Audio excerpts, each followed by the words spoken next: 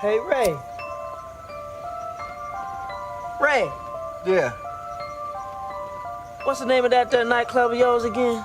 You talking about the Boom Boom Room? Yeah, the Boom Boom Room. That's it.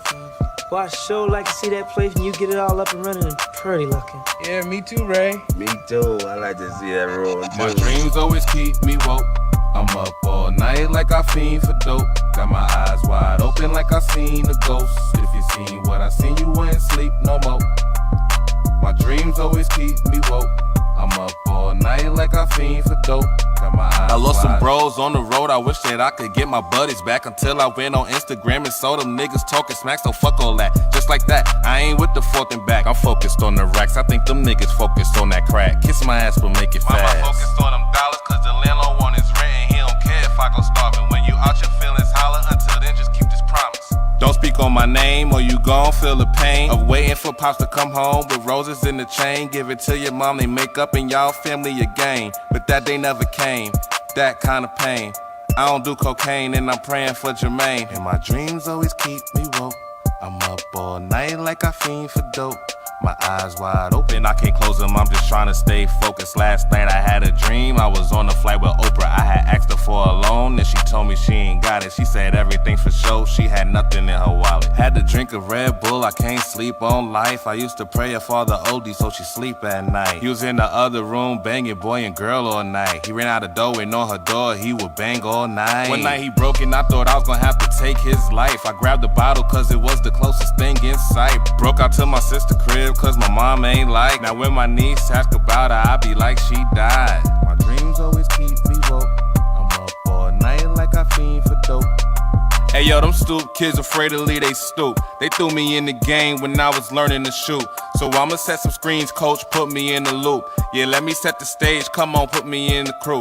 But make sure you let them niggas know who got the juice. Cause I don't wanna leave niggas hanging off the roof. Ain't nobody trying to hear that bullshit, man. You always trying to say something at the wrong time. Finish and do whatever you got to do. Go on sleep. Let us have our fun. Sleep. Go ahead there, Ray. Finish telling us about that. Go on, Ray. Tell me some more. Go ahead, Ray. Tell you, Ray.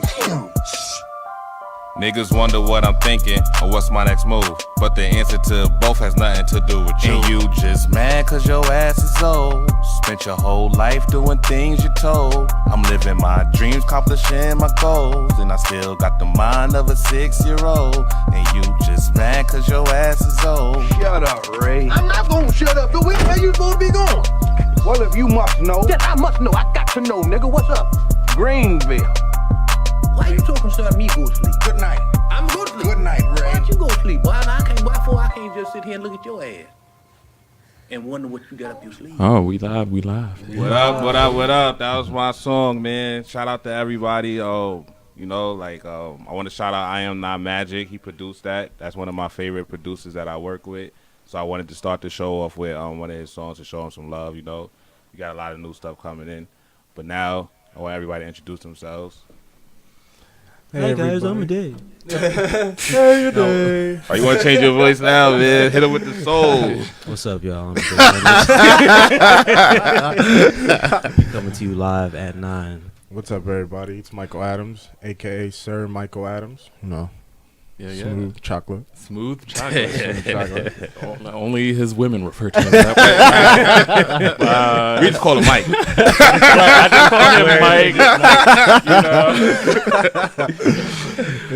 Mike. This is Victor Arumemi, a.k.a. Chill Scott Heron, at Chill Scott Heron on the Instagram. Hey. Check me out. Yeah. Our first guest. African, yeah. You're the first guest ever. I'm the first guest. The first guest. The inaugural guest. I appreciate that, It's man. history right This is history. Word. Thank y'all for having me. Well, one thing I can say is that I know I met you at the Buddha Chief thing, where you also performed at a showcase that Show Me What You Got. Yeah, Katie's shit. Yeah, I just want to say your poems always very moving, and if anybody out there gets a chance to see him do a live performance, you definitely should check it out. That's a fact. That is an absolute fact. I remember the first time I saw him. You will not be disappointed. I didn't even know what was about to happen. He was like, "Yeah, yo, I'm performing tonight." I was like, "Hold up, Yeah. hold up, what?" Yeah, I get a lot of flack from people for not promoting or telling them when I'm doing stuff. So Yeah. That's how you stay, unique. Yeah. That's a fact. Surprise people with it. So what got you into that? What got me? What got you into doing anything because I know myself, I just started doing music, and every time I go on stage, it's like I get the jitters or whatever like that. But it don't seem like you have that problem at all. So when did you start, and how did you know that this is what you wanted to do? I've been doing spoken word for probably 17 years. I'm 32. Oh, wow.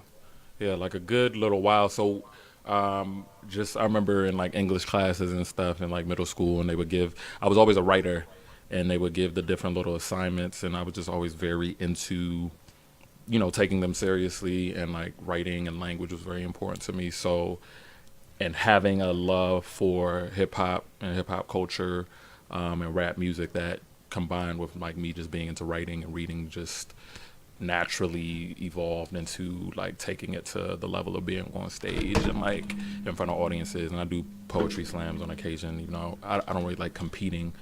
But and I'm just a performer. I love acting and stuff, so it was just a natural evolution and combination of elements. Yeah. Who are some people that you look up to, as far as you get inspiration? Just artists. Oh, man, so many people, man. Lena Waithe. Okay. Donald Glover. Jay-Z, just because. Lots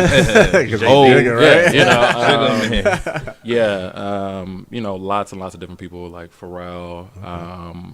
There's a lot of amazing black artists right now. I look up to my friend Deshaun, who I went to college with. She's on The Deuce right now on HBO. And congrats to you, Deshaun. Yeah. It's good when you got friends that you could look at and say, you know what, they inspiring. 100%. My man Brandon, he's doing his own. He's won awards and stuff. He has a show called Bad Web Series that comes out, I think, later this month. But it's called Bad Web Series. The first season was a hit, so they're going into their second season. Where can you check out this show? He has a YouTube channel, Be Creative. Okay. It has a funky spelling, but it's dope content. It's his, so I'm definitely also not too accomplished or too big. Inspiration comes from everywhere. Seeing you do your thing, the first time when I saw you perform at Katie's Showcase, and I just felt the heart of your content. This is somebody who really cares about what he's putting out there. You're not just oh yeah, I rap, so. Yeah, I appreciate that. Yeah, absolutely, yeah. So. Okay.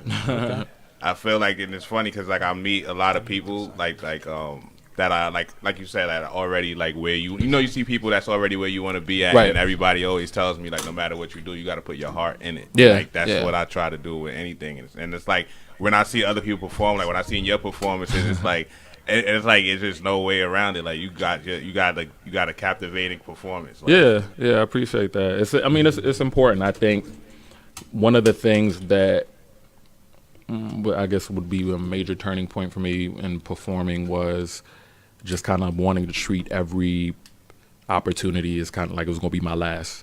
If I don't get to ever do this again, let me leave my mark here, and that's dope advice for anybody out there that's that go through what I go through before my performances. I overthink everything when I'm on the stage. Yeah. So if I go up there thinking that, hey man, you might not even get to do this ever again. Right. You might do it the best you ever did. 100%. Yeah, man. Just go hard. There's always things to learn from what you've done previously. So I never go in okay, I've been doing this for so long, so there's no room for improvement. I'm always looking to kind of elevate how I present the material. So I might do a piece or whatever that is 5 years old or older, but still finding ways to make it fresh and connect with audiences. So just being open to growing. There's never a peak to reach, necessarily if you're willing to really just be dedicated to your craft. So that's what's up. Yeah. That's what's up. So what are you working on right now? What am I working on? Because you're talking a lot about your friends and all that. Yeah. I want to know what is Victor got? What is that? What am I working on? Chill Scott guy. Yeah, I get that question a lot. So I've been I just came off of working on the HBO show Random Acts of Flyness. You know, I was on a production team for that. So shout out to Terrence and Kelly and Jamin Kishore, the whole crew. But I'm focusing heavily on screenwriting, so developing a couple pilots myself. You know, you were a part of one of my early readings and everything like that. So just revising, getting material together so that I can pitch it, so that, you know, instead of your whole timeline being Insecure, you know what I'm saying, it's my shit. You know what I'm saying? It could be Insecure and, you know, like whatever else I have going on. You know, so I mean, shout out to everybody who's doing their thing now. But yeah, so really, my major focus is getting a couple of my TV projects into production, but I'm also doing some painting things that I'm trying to work out. So everything is about expression, though. So like whatever I'm kind of moved to do in any given moment. Yeah. Let me ask you, because I do like a lot of writing too. Do you have like a place that you go to where you feel like that's your writing spot? Do you have a muse also? Definitely a muse. I don't have a particular writing spot. Sometimes like I'm really good, or I can like get into a zone if I'm at home, but it takes like a lot. It's like pulling teeth.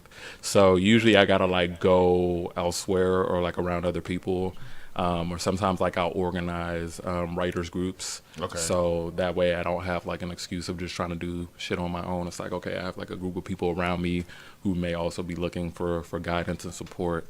So really wherever I can kind of just feel comfortable and at ease and not just like, yeah, you know, so it could be anywhere. That's dope. You know, as long as I'm like not feeling just out of sorts and I can like feel open and inspired and like able to focus. Yeah.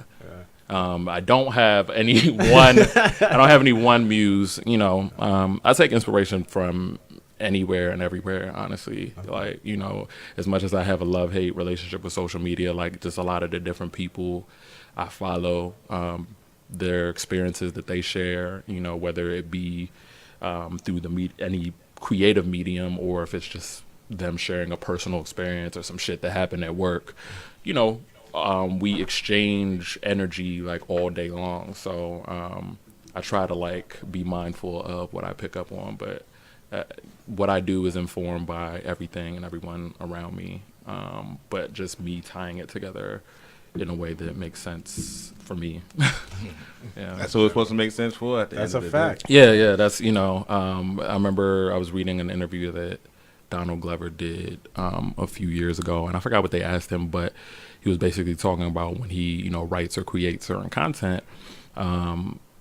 His concern is that it basically makes sense to him, that it translates to him. It's like you think about how it reaches and impacts other people afterwards. So it's like I needed to get something off of my chest. I needed to express whatever I was feeling or going through, joy, sadness, and then when I title the song or make the video or whatever, I can think about how people are going to receive it. So you always want to make sure if you're creating anything, producing anything, it's something that is going to be pleasing to you, because you can always kind of pare things down, dial things back, once it's like out and done. Okay, like this is what we wanted to do for a podcast or whatever that we enjoy. This is what speaks to us. But okay, like, is that translating to audiences, or are other people connecting with it in the same way that we do? And then you like adjust from there. So yeah. I think about this type of shit a lot. So, yeah. So like, that's the creative dilemma. All right, I'm gonna ask you a serious question first, and I'm gonna ask you a not so serious question. All right, let's get it. So, what's the most difficult part of being a screenwriter? Because I feel like you have so much responsibility. Yeah, I mean it is. I mean you're creating an entire world. In case the audience didn't get that question, yeah, you're creating an entire world. So, you know, think about your favorite show, whatever it might be, and the people or the person that like wrote that had to like really think about how this world was going to make sense. Like when episode 1 through whatever comes on, like, you know, what are people connecting with? What are they seeing? Like, do we care about these characters? Do we care what's going on in this world? Does it seem engaging, appealing, whatever. So I would say the biggest challenge of being a screenwriter is just like figuring out how you want your world to look, who you want to populate it, and just having it. The industry has very kind of like rigid standards of how like scripts are supposed to be. So it's like adapting whatever your story and idea is to that standard. So like having it be authentic to your vision, but like also palatable for, you know, the people in the industry who are going to be reading it, like hitting certain beats. You know, I got to use this structure. So there's a lot more to the process than like just telling a story. It's like, okay, I got to be able to tell this story in 30 minutes. You know what I'm saying? So across these 30 pages, what's happening, and what's happening to keep things moving along, where it's not just like we're just seeing things happen to a character. It's not active. It's not engaging. So it's very in depth. Like, how imaginative do you get with your scripts, or do you just draw from real life? It's a mix. It's a mix of things. Like the pilot script that I'm working on right now is like super just surreal and absurdist, and like it takes place in New York, but it's like this kind of like we see a blend of reality and fantasy because you're directly being transported as a viewer into the psyche of the main character, the protagonist. So like you see the personification of his feelings. New York is a living, breathing character in itself. So like you see certain things literally come to life, you know. So yeah, I really, when it comes to creative things, I don't like to limit myself. Another important lesson for me, you know, when I was in college was just like going big, not being afraid to go big with anything you do, because you can always dial shit down. You can always dial shit back. Like, so, you know, it's okay to be afraid of what you're taking on, but like, just go hard. You know, whenever you have any opportunity, whenever the eyes are on you, just go hard, because you can always dial shit down, dial shit back, be like, okay, you know, that all of that didn't work. So yeah, I don't put a cap on my imagination. Can't be scared to fail. Yeah. Well, what's that? How's that saying go? You miss every shot that you don't take? There you go. Yeah, You miss every shot. Something like that. You miss 100% of the shots you don't take. Yeah. So you know, it's like, yeah, while we're living and breathing, like, I mean, nobody's path is really linear. But while we're living and breathing, we definitely owe it to ourselves to kind of like take on the things that mean the most to us, to serve us, like, so that at least when you look back, you can say, all right, like I went after what it was that I valued, that was important to me. Hopefully, you know. So, yeah. For sure. All right, not so serious question. Well, I mean, it's kind of serious and it's kind of not serious. Okay. So, have you ever been in like a Illuminati situation? Like, have they ever tried like recruiting you or something like that? Nah. I was not expecting that. Nah, I've never. Yeah, I've never been in an Illuminati situation. Thankfully, I've been fortunate thus far with all the industry people I've connected with. Everybody's really down to earth. Like, you know. That I've been around, and like, you know, I've gotten to go to people's like houses and stuff, so like I haven't seen no freaky shit, and if I had, you know, I probably wouldn't really comment on it, but nah, yeah, everything, yes, which is the beautiful thing, because you want, especially when you're looking to be a part of a certain world, and like so many things can seem like out of reach, and like, damn, like, you know, you got the whole Me Too shit going on. It's like, you know, people take advantage of people who are looking to like get access to certain worlds, you know. Unfortunately, some people make it so difficult and then take advantage of folks' dreams and hopes and stuff like that. So, but no secret society stuff, no blood oaths, everything. But hypothetically, though, if they did come to you, do you have any family members ready? Oh man, they were like, "Yo, my cousin been getting on my damn." First sacrifice. Nah. You know, we gotta keep the family intact. You know, and yeah, you shouldn't have to like sacrifice like your integrity or your well-being to like be successful. And it's a shame that people, I mean, you know, of course, some people probably that are very well known have done certain things that if we really, really knew, we'd be like, damn. But, you know, when people are struggling to eat, people are struggling to make a way, you know, coming from crazy odds and circumstances, like, you know, sometimes that sets them apart. It's like, I'm willing to do this, that, and the third to like really get where I want to go. There's people out there that's like that. Like when they say they down to do anything, they're literally down to do. Yeah, you know what I'm saying? You know, I need to have a line.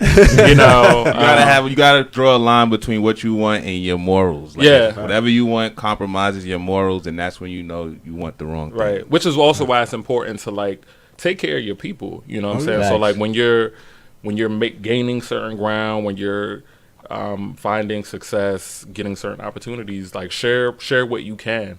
You know, everything that I put out or I share isn't always focused on me or about me. Like I like to make sure that everybody is able to eat. Like, I can attest to this. Yeah, I can definitely attest to this. Yeah, you know what I'm saying? It's like with Ace and Peyton Full, like everybody eats. Everybody eats, Pete. Nobody's hungry now. Yeah, you know what I'm saying? Like, so you know, I can't look at you, you know, hungry and like not, and if I have something to share, like not do that. Like, so if I can help the however many people behind me not have to go through all the same hoops that I did, why not? You know what I'm saying? Have like, you found people who are willing to do the same thing? Oh yeah, for me, Yes. yeah, absolutely. I've been very fortunate in that way. So, you know, even some of the people that I mentioned, you know, have been mentors to me already. I got to work side by side with the producers and the director of Random Acts of Flyness. So it became more of like a family and tribe kind of thing than work, just because we gelled that way. So I already see myself doing things with them for years and years to come because we were able to build those connections, which is the ideal way for things to happen. Like you don't want everything to just be strictly business, and you know you want to be able to create and connect with people that you actually enjoy being around. That's what's up. Yeah. And I was gonna say one thing too. My mom always told me when I was like, before I always have a problem. Like I'll burn bridges quickly. But she was like, you never know who you're gonna need on your way up to the top. Like you never know who's gonna help you back up. You know what I'm saying? And Yeah. You don't want to be that person that they was like, nah, I remember when you was at the top. Funny. Yeah. You know, I mean, it just like it's. You don't want to be that person either. So it's like Yeah, I see what you mean when it's like you working with people and it's like they got stuff and they're like, oh nah, you can't have that. Like, yeah, you know, and it's, you know, like I don't really have an ego like that, in spite of what Nigerian haters might have you believe. You know? I don't really have like an ego like that. So I feel better when I know the people around me are doing good as well. And like it's like, why waste your energy on doing the other stuff or like keeping people out or just like negativity? It's just like, if I can pour something positive into you and what you're doing, like why not? What is it going to hurt me? You know, so it's only gonna make the family stronger. Is your background Nigerian? Nah, yeah. Both of my parents are Nigerian. A common misconception is that I'm like half or you know, not Nigerian at all. But yeah. Have you ever visited Africa? Yeah. Once, many moons ago. I would like to visit in my adulthood, because it's, you know, everything is different when you're like older. Because one thing that I always like, I don't know if you heard what Akon said. He said pretty much whatever you're doing here, if you do it in Africa, you'll be 5 times as successful. I did see that, and I was like, damn, like, okay. You know, I mean, the funny thing is, I've been, you know, people have been talking to me about stuff like that for years, like, oh, you know, you need to do, you know, Nollywood, you know, and I never wrote it off. I just didn't really know how to like make that leap. But again, it's like what we were talking about before the show. A lot of stuff is really 6 degrees of separation. If people were more willing to like invest in one another, and that doesn't necessarily just mean finances, but like just time, energy, see what's going on with the people around you, like our reach would be, you know, magnanimous in terms of where we can take things. Like I'm sure, you know, the majority of my family is in Nigeria and overseas, so I'm sure if I really, really wanted to, I could like put some feelers out and like get some different connections and Yeah, like, so I mean, I haven't written it off. I did think about doing like a little like Nollywood style film, but you know, yeah. So you know, who knows what'll happen? Okay. All right, well, nothing's a no. Yeah, nothing's a no, man. You know, keep it open. We gotta build a legacy. That's really like my biggest thing is like establishing a legacy. My desire is to create things that will last beyond my lifetime. So that's dope. My kids, your kid, like you know what I'm saying? Like they don't gotta search or really go or wait for somebody outside the community to look out for them, or you know what I'm saying? Like, yeah, we should have enough things in place where whether you from Brownsville or Beverly Hills, like, you know what I'm saying, if you want to like connect and get things done, if you want to live a purposeful life, you can do it, you know what I'm saying? So that's what's up. Like that unity. Yeah. Well, we're gonna take a quick break, a music break, and play another song by me and my boy I Am Not Magic. And when we come back, we still got more to talk about. We got more topics we about to cover. So yeah. Not be trash. Get it. We're gonna go in. Yeah, music. We got a whole lot. A whole lot. Shout out to my folks tuning in right now, wherever you are.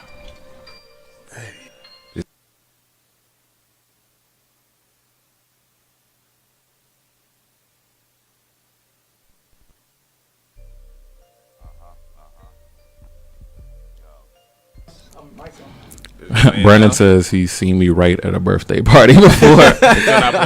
You know, wherever I can catch the vibes, man. You know, that's the thing about like creating though, because it doesn't always come at like convenient times. Like, you know, I'll be in the shower. Sometimes I'm trying to sleep. Yo, that shit is the worst. Yeah, and I'll be thinking about, yo, man, I got some fire ass lines, and like, you know, I gotta like really scramble. Yeah. And I already had enough times where like I fucking. But like I'll remember later, and then you forget. Yeah, you forget. That's why it's so like, damn it, you know. But I just woke up and wrote it. Right, I should have just gotten up. Should have got, you know. But yeah. So thank you everybody for tuning in. Hope you're enjoying the Live and Nine experience. You know, trying to get my radio voice. They want me to keep my mouth shut. What I say is too real. But I ain't have a clue, my words affected how you feel. Treat the booth like the trap, trying to get a dope deal. And ever since a kid, I had to tell it like it is. And I tell it how you want, and I do it how you wanna. My cologne, marijuana, and I got a boss persona. Trying to do the shit you thought of before you got you a daughter. Cause your beam ain't wanna swallow, now it's child support you cough up. And I keep a dope rap. I don't trap, but I was raised by wolves that will snack on the racks. And I tell the truth, but to the boys in blue, I don't do that. They saying they not the enemy, but they do not prove that. You can't take them bullets back. You can't tell me that it be the same if I wasn't black. Who's still lying in they raps? I'm just trying to bring this trill shit back. They want me to keep my mouth shut, I say it's too real. But I ain't have a clue, my words affected how you feel. Treat the booth like the trap, trying to get a dope deal. And ever since a kid, I had to tell it like it is. They want me to keep my mouth shut, but I say it's too real. But I ain't have a clue, my words affected how you feel. When I see some fake shit poppin', I'll expose it. I need my mind free of negativity so I can focus on the beat. I am not magic, I'm hocus pocus. Flows the coldest and you know who wrote this. I just know to keep a hook ready and a dope melody. I just wanna keep my dough steady. Blow drove till my eyes heavy. Only like her if her thighs heavy. Used to lick around a cherry, now my face getting buried. September nigga nasty, they call me A Berry. Switch hoes, sick flows, cold like January. And I don't need a beat, but this shit spoke to me. All they want's a yes, but they gon' get them no's from me. Niggas throwing shade, but I came home, sonny, tryna get that paid in full. Yeah, that Damon Mo money. Swear this all started with time to get paid, but I wasn't done talking, had way too much to say. And they never listen, and I swear it's such a shame. Don't know what they gon' do when I drop time to dig graves. They want me to keep my mouth shut, I say it's too real. But I ain't have a clue, my words affected how you feel. Treat the booth like the trap, trying to get a dope deal. And ever since a kid, I had to Mics is on. Thank you. That was me and my boy I Am Not Magic out of Houston, Texas. I like that beat. Appreciate it. He's really dope. You know what I'm saying? We got a lot of work coming up. It's crazy that you know it's an H-Town cat, because when I listened to the first cut that you played, it sounded kind of like Maxo Cream to me. You know what I'm saying? And, you know, he's from Houston, so like you don't necessarily like, even though you know you're very clear and potent, I think in terms of the content you put out, you don't necessarily have like a New York sound, which I think is cool. It's good to, you know, be versatile. I'm trying to get one though. I was just like, you know, like a sound. Yeah. I want to find a sound. That's why, like, a lot of people ask me why I don't put out like more music. Is that like I got like a lot of unreleased stuff. Yeah, that I'm just still like, nah, I don't really. Keep you know, playing with it. It's like whatever is gonna really capture like what you feel like the essence of you is. You know, it'll definitely become clear the more work you put in. You know what I'm saying? So I'm definitely. I just got like I don't know, when, like, for me, when Lil Wayne puts out a new album, like I just get a new surge of energy, you know what I'm saying? Like I get new, like I'm like, nah, he coming out with too many different flows, right similes. So it's like, yeah. So like, speaking of Lil Wayne, let's just get straight into it. Carter 5, #1 album of the week. So you get some hand claps over there. All right, we got the little hand clap. Let's go, man. Let's go, Lil Wayne. You should have given him crickets, man. You need to give Kanye West crickets. His album with his tumbleweeds and shit. Yeah, man. Yeah, real talk. I'm like, how do you feel about? Because I'm done talking about him since you were a good guest. I don't know if you're a Kanye West about fan. Kanye. I'm definitely a Kanye fan. I said this to somebody, I think, like last week. I'm like, if Kanye, God forbid, were to like die tomorrow, people are like, oh shit, like damn Kanye. You know what I'm saying? Mm-hmm. You know, I think he is. I think it's a number of things. Like, you know, I was talking with a friend earlier, and you know, and he went on one of these videos, and he said he's like, I'm off my medication. And when you have somebody who deals with mental illness, and you know that there is a, you know, medical or pharmaceutical component, and like all of that stuff, like can really play with your sort of equilibrium if you're not mindful. So if you just stop taking your medicine all of a sudden, so like we're seeing all of this shit that's happening to him in real time, because that's kind of like the 21st century way, and you know, social media streams and things like that. So I think. But do you think that's him doing that, knowing all of that? Because I feel like I get what you're saying. Cause like I myself feel like I got mental issues. You know what I'm saying? But Kanye himself has enough money to deal with it. He does. So it's not like, about the money thing though. Just because you have money doesn't mean I don't have. No, but I'm saying he's not. It's like he's publicly breaking down in front of all of us, and he's not taking that time to just heal. That I don't. Because maybe he doesn't know how to heal. He knows how to call TMZ though. I mean, he's rich. He's Kanye. He can call TMZ. I don't. How can you call Dr. Phil? Yeah, I don't know. I don't know what it is. Like I don't know. It's maybe a combination of things with him trying to kind of figure it out on the fly and not necessarily having. How you with Kim Kardashian? You in the sunken place? What's up with that? Listen. You know, he might just not have enough of the. At the end of the day, you can only be responsible for yourself. So as much as like I could be Kanye's best friend, and as much as I want Kanye to be like, yo, just take like 6 months off, no social media, just like focus on you.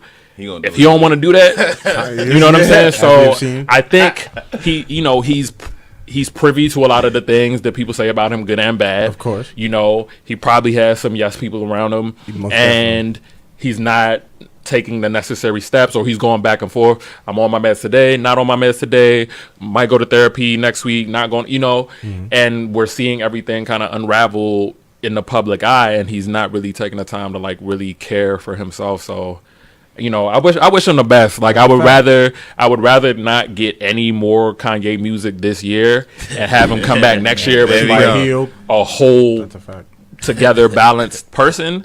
And like we got to care for our legends, our one another while we're here. You know what I'm saying? Like, and not wait till people are gone, or like they've gone through the worst and like they pass away, and it's like, oh man, like could we have done anything different, or could we have been more supportive? I don't agree with all the shit that he been out here saying. I don't understand all of it. My cousin Genetics keeps saying Kanye for pres. 2020, I'm gonna run the whole election. You know, to each their own. But yeah, man. So with that said, being that he is a legend, would you vote for him?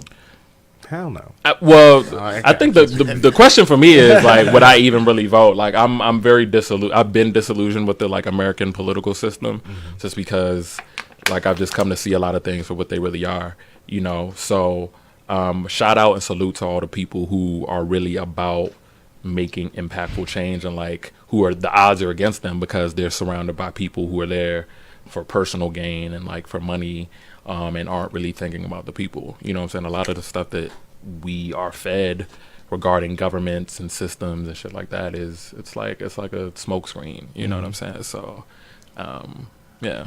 But you know, flip that back to Wayne somehow. Here we go. Well, we're going to switch it to a lot of people in the chat is asking for the Venom review. Already? Yeah, for real, yeah. They said hope y'all didn't do. That's my boy Guillermo. Shout out to him. He's like, man, did y'all do the Venom review? So no. I mean, we didn't even talk about Logic yet. I guess. Right. Is this you got to talk about Logic? I mean, the album was dope. I thought that one was really good. I didn't hear it. No disrespect. Me and you talked before this. I thought Young Sinatra 2 was better. His last album was better than this one. But I thought this album wasn't bad though. This album was really good. I'm sorry, all the Wayne heads out there. But, you thought it was better? I thought it was better than Carter 5. Yeah, nah. Yeah, I did. I thought the Carter 5 had some joints on there though. Yeah, it definitely had some hits. It has its lane. Like Wayne has been doing his own thing. Like I'm a big fan of mixtape Wayne. Right. Like when Wayne comes on somebody else's beat. Like me and him talked about this before. He was like, I don't like when Wayne comes on other people's beats and bodies it. I'm like, bro, like that's Wayne. That's Wayne. Like, I need that. Yeah. I need that. But yeah. I don't know. Carter 5 was. I mean, I think it has something for every Wayne fan, because you know there's some shit on there where he's kind of more. What was that? The rock shit, Rebirth or whatever it was called. I love that album. Yeah, you know, there's some things that are more like on that wave. He has some kind of singing, whatever. Yeah. You know, so you get like a little bit of pretty much every era of Wayne. It's not a flawless album, and I don't think really anybody was realistically expecting it to be at this point after like 4+ years of trying to get it out. Well, in my opinion, I do think it's flawless. You know, there's some songs that I can't listen to for emotional reasons. Did they go too deep, or the first song, like when his mom started talking? I ain't gonna lie. I mean, that was everybody's soul. I will my terrace at 12 o'clock at night when it downloaded. I'm sitting there listening to it, and I just hear her start cracking. I was like, "Oh nah, she about to make me out." Yeah, nah, that was very real. I mean, that's a testament to the kind of individual and the artist he is. You know, and his mom seemed cool as shit. You know what I'm saying? Yeah, he was like, everybody know Miss Cedar. He was like, "Yeah, man." When he told me him and Toya was having a baby, I said, "Look, y'all young." I was like, I don't know, my mama would have whooped my ass.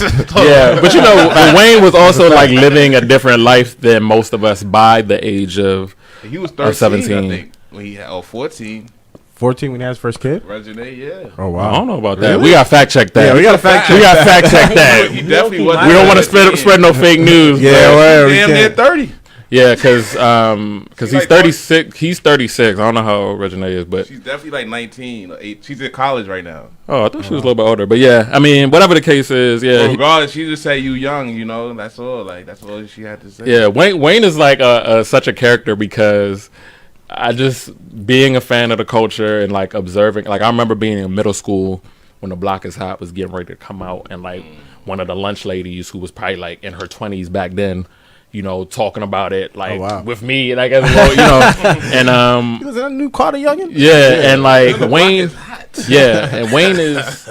He's also like, I don't know, you know, I've heard him go on the record and say like when he was still going to public school and he was starting to like blow up and, you know, he was doing this thing with Cash Money. His mom was who gave him a gun and like, look, you know what I'm saying? Like, you know, them people try you like while you at school or wherever, like, you know.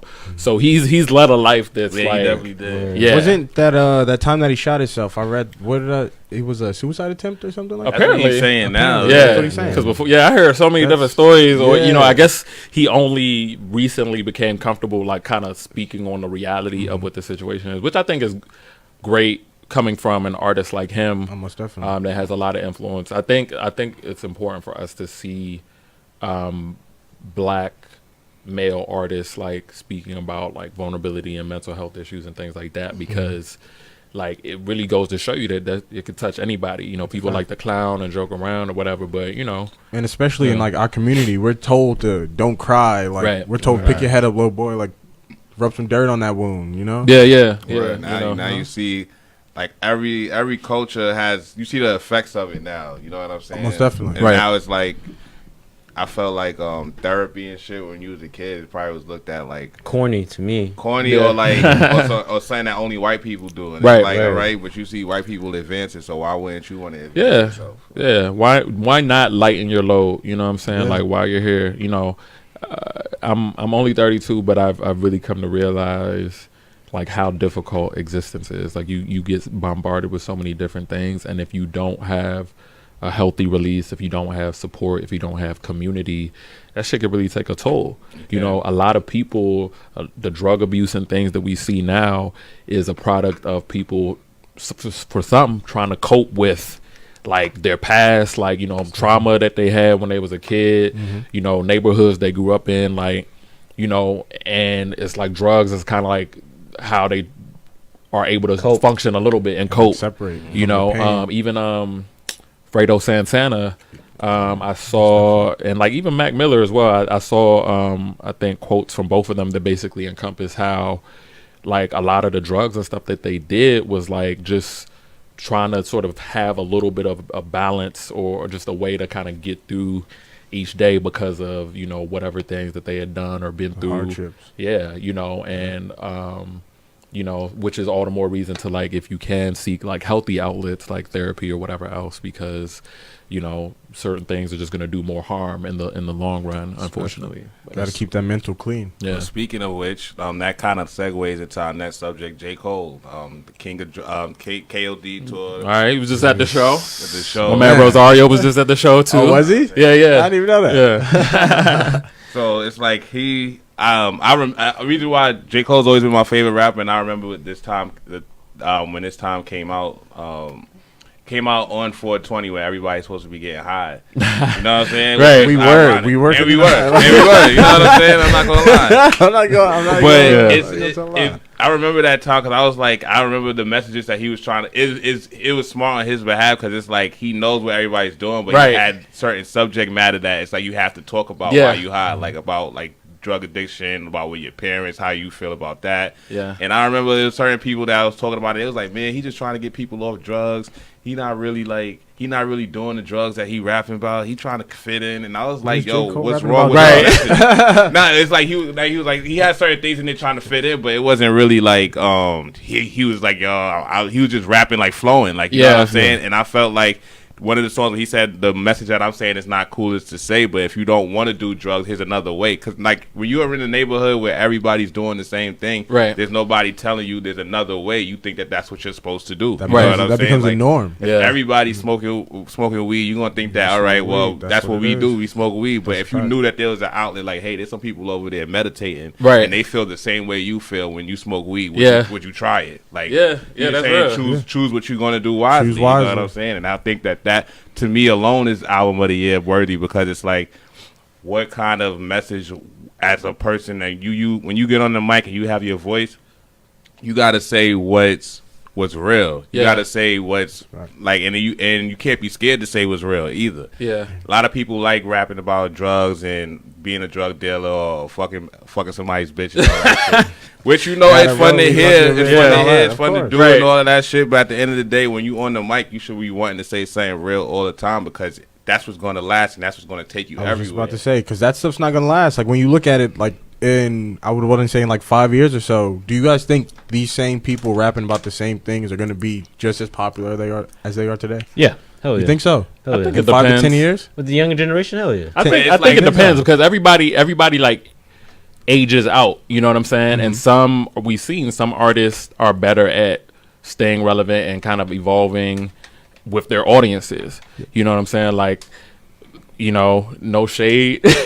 Now let's hear it. This is real. You know what I'm saying? But like Bow Wow is somebody who, you know, hated or love it. He's been in the game a long time. He's put in a lot of work. He's a low-key legend. But he had a hard time like evolving with his audience. You know what I'm saying? A lot of the people that used to rock with him when he was younger or whatever and, you know, doing his thing, have grown and moved on to other things, that he never really found like the best pocket in terms of evolving his music, you know what I'm saying, in an authentic way where people could still appreciate his artistry. So I don't know if in 5 to 10 years Lil Pump is really, you know what I'm saying? Yeah. Like a lot of these cats are like in their early 20s, who knows what they're going to turn into, if they're even really going to be around or relevant. So. That's why I like Jay so much, because with that 444 album, he opened himself up to new vulnerabilities. Like, we've never heard Jay get so in depth with his relationship, like what's going on with his family. Like, that was like, that blew my mind. I was like, oh, whoa, chill. Yeah, this is crazy. Even on the new on the one where he had with Beyonce, where he did the album with Beyonce. I think he had a song talking about how they got together. Like, how he looked stupid. Shit. Jay-Z always you always think Jay-Z the man. He probably just pulled up on Beyonce. Like, that's what we seen. B was good, but he had to play his role. You get what I'm saying? At the end of the day, people are human. I mean, and the content wise, there's so much to like pick and choose from. I love KOD. The execution. There were certain things about the execution I didn't enjoy, because I feel like he kind of like lumped certain things that he was critiquing together. Because there is a big problem with drugs, but like I don't look at marijuana the same way that I look at heroin or like opiate, like other, you know what I'm saying? Like, so, I mean, but I think it is important to like start those conversations. So I definitely appreciate him for being mindful in that way, and like getting people talking and really thinking about like, wait, why am I popping these pills? Why am I doing XYZ? Or even if it is weed, like, why am I smoking weed? Like, do I even really care for this, or is it just because that's what I was around and exposed to? People do need, young people are like the fucking most easily influenced in terms of what they'll tap into. That's a fact. Yeah. And also, I wanted to ask you too, because a lot of people was giving him a lot of flack for not having features again. Oh, yeah. So what about it? What about the how do you feel? Do you feel like artists, especially with music, can use?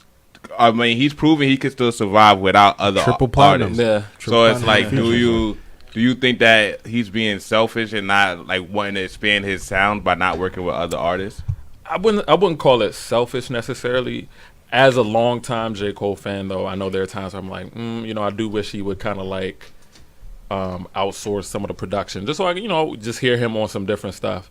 But I appreciate the fact that he's somebody that takes the care that he does with the craft to be like, okay, this is the song I have in mind or the concept, and this is the kind of beat that I want to do it on, and okay, I want to do some live instrumentation shit, and like he really takes his time to like put it together how he wants to put it together. I just look at it from a business standpoint. I'm like, yo, regardless, like if like not even saying that like I don't like none of his beats. Yeah, and I feel you though. He can get better beats, and he would kill them just rapping. Yeah. Like but from a business standpoint, like he's rapping on his own beats and he's writing all the lyrics. Right. Like, you know how much bank he's saving mad money. He's definitely saving mad money. Yeah. Like it's 100%. Yeah. I like the first time I would have went platinum with no features, you would have never heard me on anybody else. Like, you know what? It's different money kind of check right now. It's funny. One of the critiques I see about J. Cole though, like on different blogs and stuff, is like, people who talk about the no features thing is like, why doesn't he like put on more of his artists? Like some people feel like he doesn't, by like not having not even featuring his own artists off of his label. It's like, damn, like you could be shining more light on them, even though of course he hops on like their songs, all their songs and things like that. But that's his joint with Boz was crazy. Yeah. That's what Jay-Z did to him. Jay-Z ain't show that nigga no love. That's a fact. That nigga was struggling out here. Like, he was I saying I love Jay-Z. I was like, damn, like he signed to Jay-Z, right? Like, why? He was on Blueprint 3. You know what I'm saying? Yeah. And he gave him a big look at that. Yeah. I was like, damn, like you ain't gonna hear a Jay-Z J. Cole single like a sign like that. Like I was just like, I mean, I don't know. I guess, and not every. I don't know. I guess not every collaboration is necessarily meant to be. Beyonce and as a new artist, I feel like J. Cole needed to do it by himself. Yeah, but I'm sure at some point he was like, He was like, nobody will help. Like, I mean, after he put out his first joint, he looked like he didn't really need help. Nah, after that, yeah. So that's probably what J. Cole is looking for. He probably looking at them like, let me see what you do without me. Yeah, probably. I mean, whatever. I don't know, but I feel like the most successful crews, like with Wayne and 50, like they put their mans on early. Like, look at where everybody else is from both of those crews. Nikki Drake, that's it. How many other people were on that album? Young Money. There was how many exactly people were talented? I'm sorry, I just had a flashback of Gutta Gutta, bro. Yeah, I think I don't think he was never going to be like Drake and Nicki though. Like, that's what I'm saying. But only Drake and Nicki popped from them. But they was already going to be Drake and Nicki without Wayne. Without Wayne, it was going to be. It's like they were already going somewhere. And Wayne just popped in at the right time with 50 and Banks and Yayo and Buck. He put all of them on immediately, like Game, all of them. When he had the spotlight on them, that's how we got so familiar with them so fast. Like, there's still people. I love J. Cole. I don't even know everybody that's on his label. I know Boz. I know Earth Gang. I like Earth Gang. I just got familiar with them. Thanks for coming late to the concert, by the way. Even though they were open. Yeah. they on title. I stream them later. Yeah, I mean, I think it depends. Like, I mean, I don't know if Drake. I mean, there's a lot of stuff that goes on behind the scenes in the music.